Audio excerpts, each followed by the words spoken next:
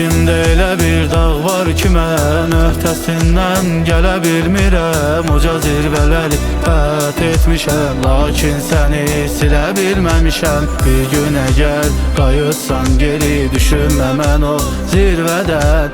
Belə asanlıqla bir anda səssiz, səmirsiz enmişəm.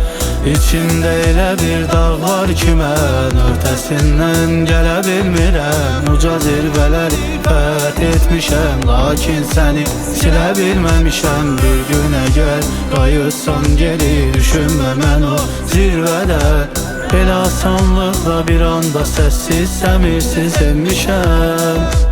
Mən nə haldayam bilmirsən, bilirəm daha məni sevmirsən. İçimdəki duyğuları özüb əğyarı sevindirirsən. Ətrin daldığı köynəyini hələ də mən saxlayıram. Düşünmədən ölməyimi hər gün için ağlayıram.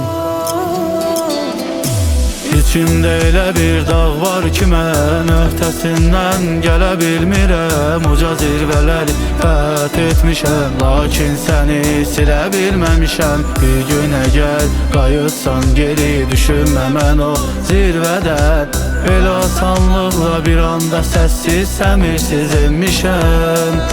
İçimdə elə bir dağ var ki, mən öhdəsindən gələ bilmirəm. Uca zirvələri fəth etmişəm, lakin səni silə bilməmişəm. Bir gün əgər qayıtsan geri, düşünmə mən o zirvədən. Belə asanlıqla bir anda səssiz, səmirsiz enmişəm.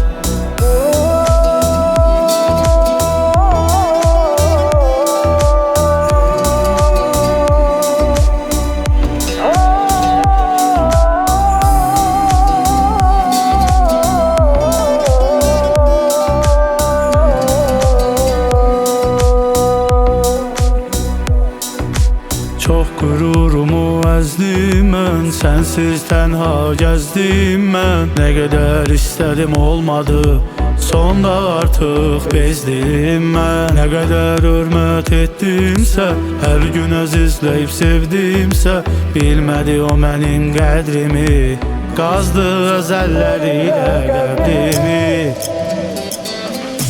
İçimdə elə bir dağ var ki, mən öhdəsindən gələ bilmirəm. Uca zirvələri fəth etmişəm, lakin səni silə bilməmişəm. Bir gün əgər qayıtsan geri, düşünmə mən o zirvədən. Belə asanlıqla bir anda səssiz, səmirsiz enmişəm. İçimdə elə bir dağ var ki, mən öhdəsindən gələ bilmirəm. Uca zirvələri fəth etmişəm, lakin səni silə bilməmişəm. Bir gün əgər qayıtsan geri, düşünmə mən o zirvədən. Belə asanlıqla bir anda səssiz, səmirsiz enmişəm.